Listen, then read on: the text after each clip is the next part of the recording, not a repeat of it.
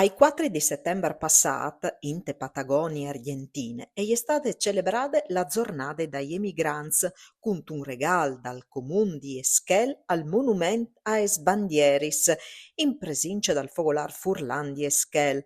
In occasione di queste feste importanti si è tenuta la seconda edizione de Fiere des Collettivitats che il fogolar ha partecipato esponendo tanti bandieris de piccole patrie e promovint une proposte culturali e gastronomiche furlane che ha incuriosito e attirato i visitadors, intant che il gruppo folcloristic dal Fogolar ha inmanegato il pubblic intrattenendolo con danzis tipichis furlanis italianis.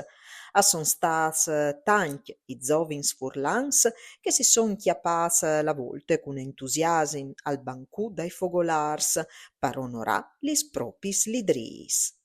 Trasferì de Chiarnie a Roma in tal 1950, Luigi Pittini, il pittor de strade blanche, conosciuto anche Pittin, ha contat cui siei colors l'anime de sottiere. Li sosoparis a son tornadis in Chiarnie in tal so clef, con une mostre personali al centri cultural.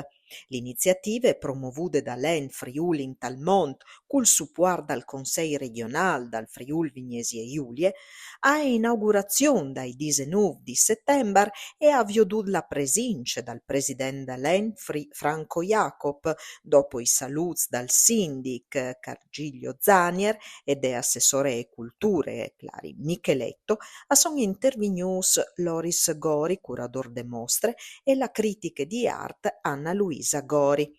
Li soparis si puedin visità fin ai 26 di ottobre ogni miercus, sabide e domenie. E per queste sere alle dut. Mandi!